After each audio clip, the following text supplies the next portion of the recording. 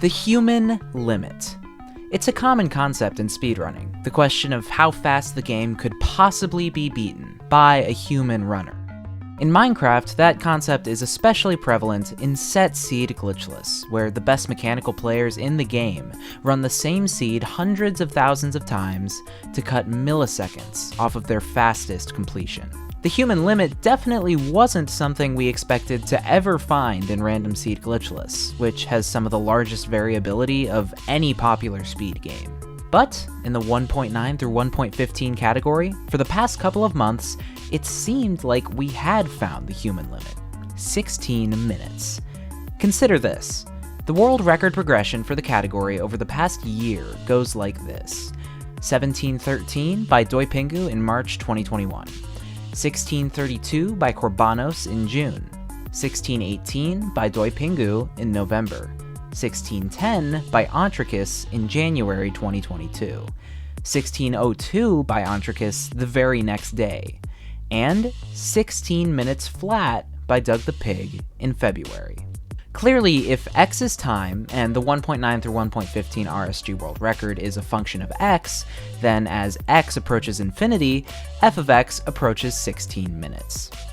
Okay, fine. No one actually thought 16 minutes was the human limit, but there were 25 sub-17s without a single sub-16. There were 5 runs of 16 minutes and 10 seconds or lower. This was very strange behavior for a category which is clearly far from its actual limit. Of course, if this pattern had continued, you wouldn't be watching this video right now. In the community's grind to finally break the 16-minute barrier, the version has had its fair share of dominant players step up. Ontricus, Pangomai, and Doug the Pig have 17 sub-17-minute runs between them. But you know what's even more exciting than a runner you expect to get the world record getting the world record? A relatively unknown, but just as deserving runner pulling it off first. And on April 3rd, 2022, that's exactly what a runner named Isgar did. Enjoy the video. While this record may not have come from one of the big three, Isgar didn't exactly come out of nowhere as a world record contender.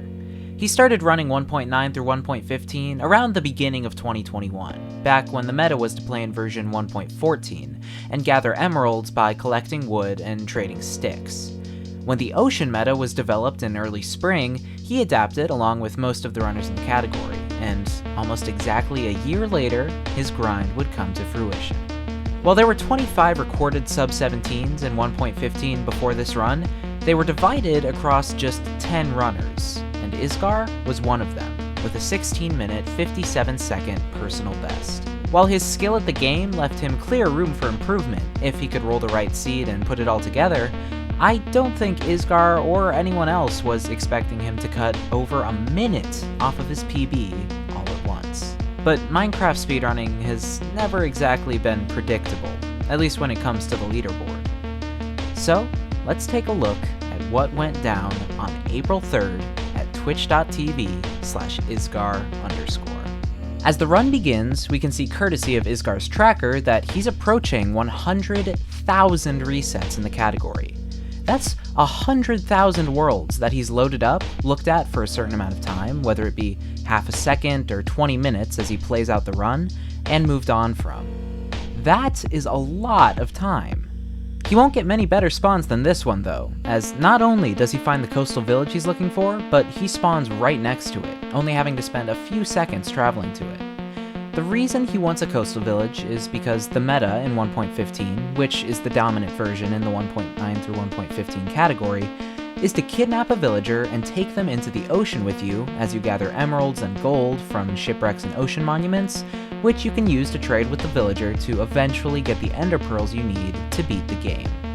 Of course, if you've beaten Minecraft before, you know that Isgar will also need blaze rods, which he can find by building a nether portal in an underwater magma ravine, and explosives to kill the dragon quickly, which he can conveniently steal from the villagers' houses. That's exactly what he does, as he also makes tools and gathers hay bales, which he can craft into wheat and trade with a farmer villager to get a significant portion of the emeralds he needs.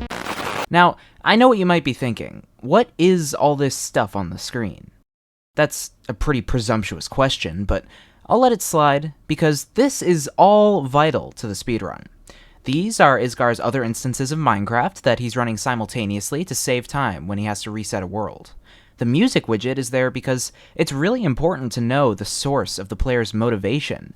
For example, whenever I'm writing a video, I listen to Playboi Carti's Metamorphosis on repeat. And the cat? Well, that speaks for itself. Hi, John. Isgar continues looting the village, which takes him longer than usual because the houses with beds and groups of hay bales are spread pretty far apart. He also runs into a little hitch when reorganizing his inventory. Strike! Strike! Strike! Strike! Strike! It's out of the park!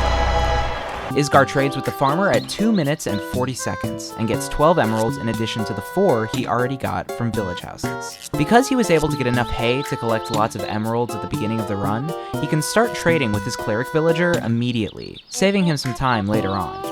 He trades 10 of his emeralds for redstone, which he doesn't actually need, but he does need to level the villager up in order to unlock the gold and ender pearl trades that he'll use later on.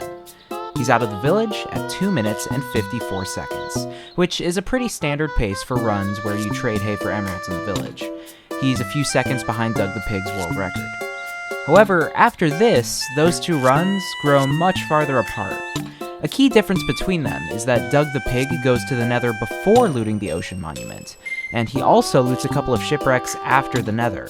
Isgar loots all of his structures before going to the Nether, just like Ontricus does in his 1602 former world record. So while it might look like Isgar is falling far behind Doug, he's really not. Isgar stops at 2 shipwrecks, from which he gets 4 emeralds and the iron he needs to make tools, 2 buckets, and a flint and steel. The need for the tools is obvious, and he'll use the bucket and flint and steel to make his nether portal, but the reason he needs a second bucket is that when killing the dragon in later versions, players use a strategy called the one cycle, where they repeatedly blow up beds by placing them on a non-explosive block, usually obsidian.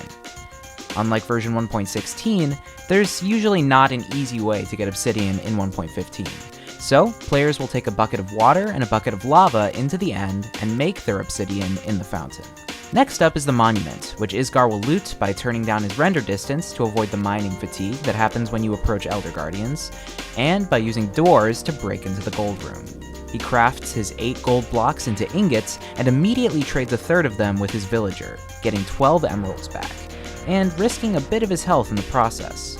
Finally, he trades 4 of his emeralds for lapis lazuli, which he doesn't need, but again, is necessary to level up the villager to unlock the ender pearl trade. He's able to trade 16 of his 18 emeralds for 4 ender pearls, and given the amount of gold he can still trade, he needs to find 6 more stray emeralds in order to guarantee he'll be able to get 12 ender pearls, which is the most he might need unless an Eye of Ender breaks, and the standard amount that runners will try to acquire before finishing a run. Luckily, there's another shipwreck right beneath Isgar, and it has exactly what he needs, 6 emeralds. Now, it's time to head to the Nether. Isgar finds an underwater magma ravine and builds his nether portal, and after placing and breaking some gravel to get his flint, he's into the Nether at 7 minutes and 45 seconds, almost dead even with the pace of Ontricus's former world record. Once he's in the Nether, Isgar uses a trick called render distance manipulation to find his nether fortress. By going to the block entities tab of the F3 screen's pie chart, Isgar can see when there's a mob spawner within his render distance. By decreasing his render distance and then increasing it 1 chunk at a time until the mob spawner appears, he can see how many chunks away the mob spawner is.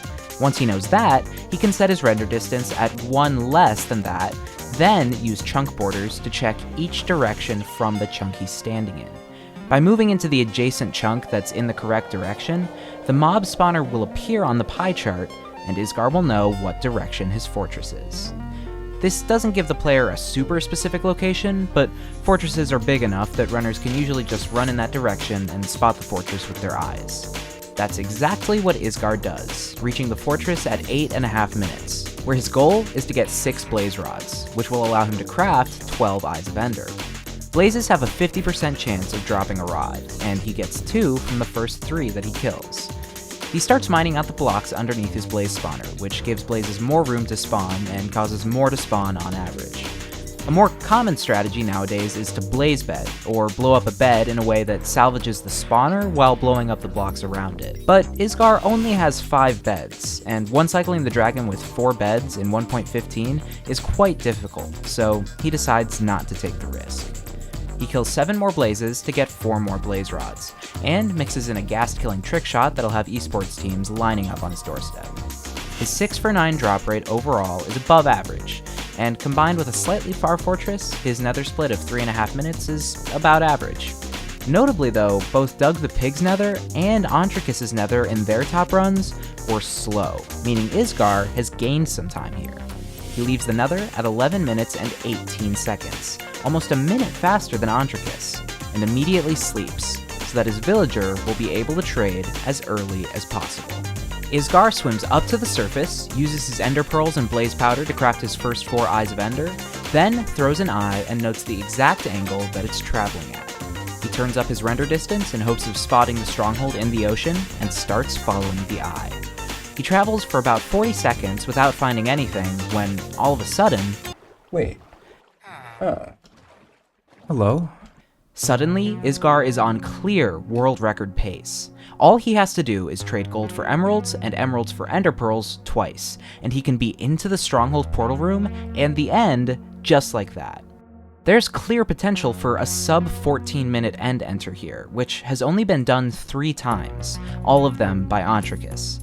As a side note, in one of the crazier runs in recent memory, Ontricus entered the end at 13 minutes and 8 seconds, by far the fastest in the version's history, but the dragon took a brutally unlucky 4.5 minutes to perch, resulting in a memorable 1738 that places 45th on the overall leaderboard.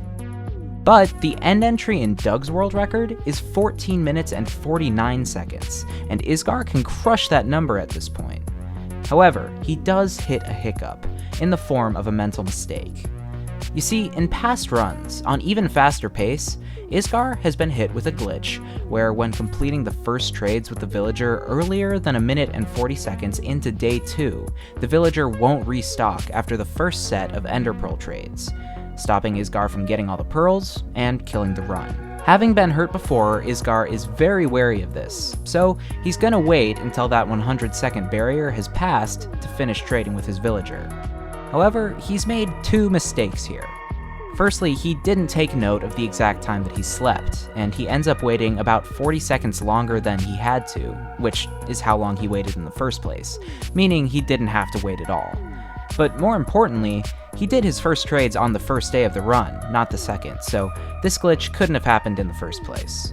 This mishap cost Isgar about 40 seconds, and while he wouldn't have been able to beat Ontricus's 1308, he definitely could have become the second player ever to enter the end at under 14 minutes in 1.15. However, he does gain some time back in this span. He swims down to the portal room to check how many eyes of ender are in the portal, and finds that a whopping 5 out of the 12 ender portal frames generated with an eye in them. Each frame has a 10% chance of having an eye in it, and the odds of getting a portal with 5 or more eyes already in it is just 0.4%. This means that because he already has 4 eyes of ender, Isgar only has to do 1 more set of trades with the villager instead of 2, saving the precious seconds of waiting for the villager to restock.